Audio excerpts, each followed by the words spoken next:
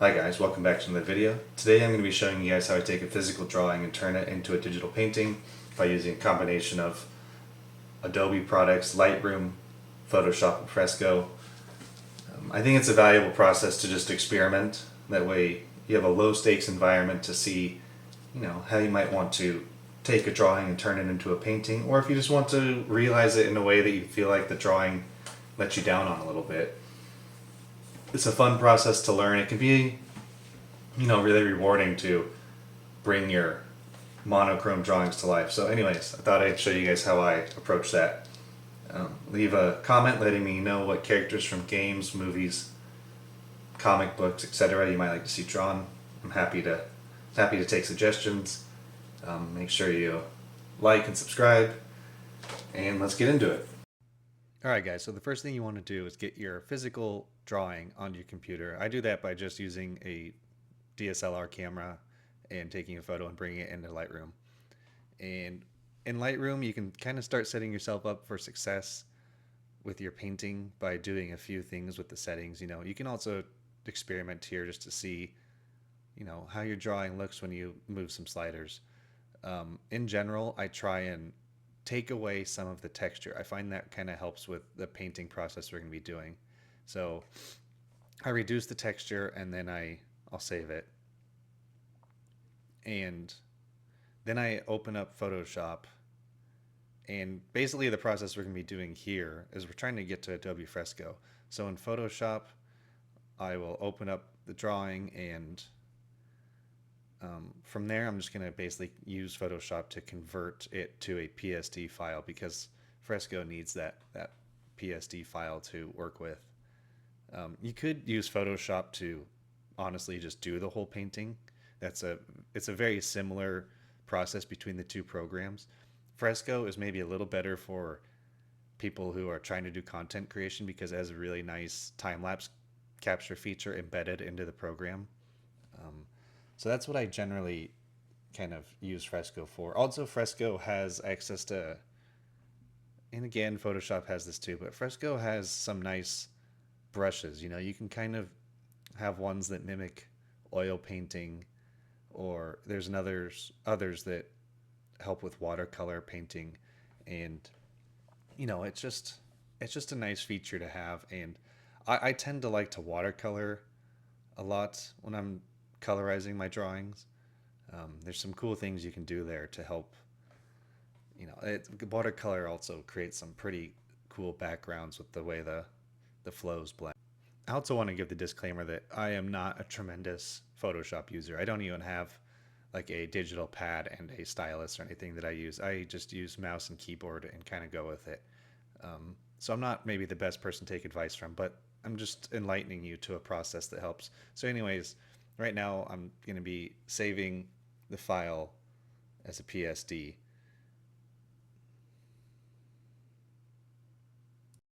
And then I'm going to open up Adobe Fresco, and in the bottom left corner is where you'll find your files. And the page, if you've worked on Adobe Fresco, will have a bunch of your stuff you've already done on there. So you can see some of the paintings I've done and the various success levels of them.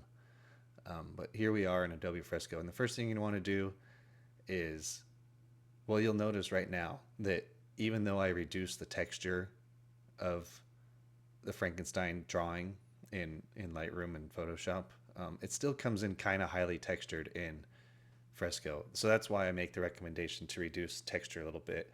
Not only is texture kind of, good in drawings, but it can be a little detrimental in the painting. But anyways, you want to use the plus sign over there on the right and add a layer. And then you're going to go to overlay as the layer transparency. And that's kind of the whole crux of what we're doing here, is using overlay. And overlay as a layer setting basically takes the values that you've created in the drawing, and if you were to just run a single color over it, like let's say blue, the darkest values will have a darker blue and the lightest values will have a lighter blue. So it kind of uses the logic that you've already created or established with your drawing and will apply a color. So right now I've picked a kind of yellowish color because I want him to seem sort of sickly. And as I run it over, you'll notice that the dark areas stay dark and the light areas, and it it uses the values I've established from the drawing to, create tone. And so it's kind of a quick way. It can be quick or long, but in theory, it's a really quick way to start painting your drawing. And it'll make a lot more sense once you're actually doing it, because you'll just start to see where maybe areas in your drawing were deficient. And it's also a good idea to do this because you learn a lot about your drawing too, of where maybe some mistakes happened. And it's always easier to look at a drawing as a photograph and identify areas that could have been helped, because when you're physically sitting there drawing it, you don't always realize, you don't have the distance from it, both physically and metaphorically, to have a accurate critique of it. You're probably likely to be really harsh about your drawing the moment you finish it, and then over the course of a few days, your opinion will soften. But right now I'm not liking just how gold it is, and this is a problem I have noticed with when I draw on black paper is the color theory is really challenging, because the color you put down is not going to be the color that ends up on the page. It's not white. It doesn't always make a whole lot of sense, and so you have to kind of constantly tinker, or at least if you're doing black paper, you're going to be constantly tinkering with the background, um, and just your color theory. But I find that part of the fun process, and you get to experiment. The best part about using a digital program is the Control Z function. You get to undo things that you don't like, and that's a lot more freedom than you get when you're physically doing a watercolor painting or something like that, where a mistake is a pretty big deal. Um, it's always best, I think, when you're first starting out with painting. This is just what I've heard myself, to kind of stick to a limited palette, 2 or 3 colors, and go from there. Um, it just sort of keeps it a little simpler. So right now I'm trying to add blue to the eye socket areas and overall just lighten up or whiten up the skin, since it's very goldish in color. And again, a lot of that has to do with color theory. By the time you blast in a background, it'll almost completely change the color expression of the rest of the painting. And so, again, this is a very safe space to practice these things in. Nothing worse than when you're doing a watercolor painting that you're really satisfied with, and you decide to experiment on a background and it ends up throwing off the whole painting. This would be a good place if you had that watercolor painting and you were to a point where you didn't know the next step to take. You take a photo of it, bring it into the steps that we just did, and you bring it to fresco and you throw in a background that is loosely what you imagine it'll be and see how you think it turns out. And if it doesn't turn out, then you search for a different color combination that'll help. And something to also keep in mind with Adobe Fresco versus Photoshop: when you use Photoshop, or at least when people tend to use Photoshop, they do a lot of layers.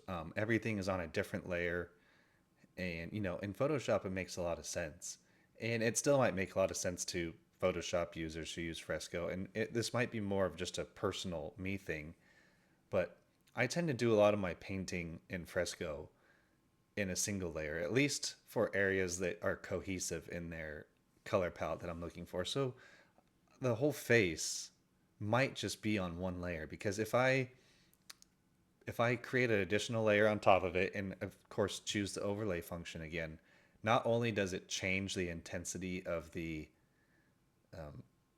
sort of filter it's running through, it tends to make it brighter, I feel. Um, you also don't get to kind of blend the colors together like you would with the smudge tool. When you do it all in one layer in Fresco, much like a painting, like an oil painting in a way, you can start blending the colors and pulling them into different areas.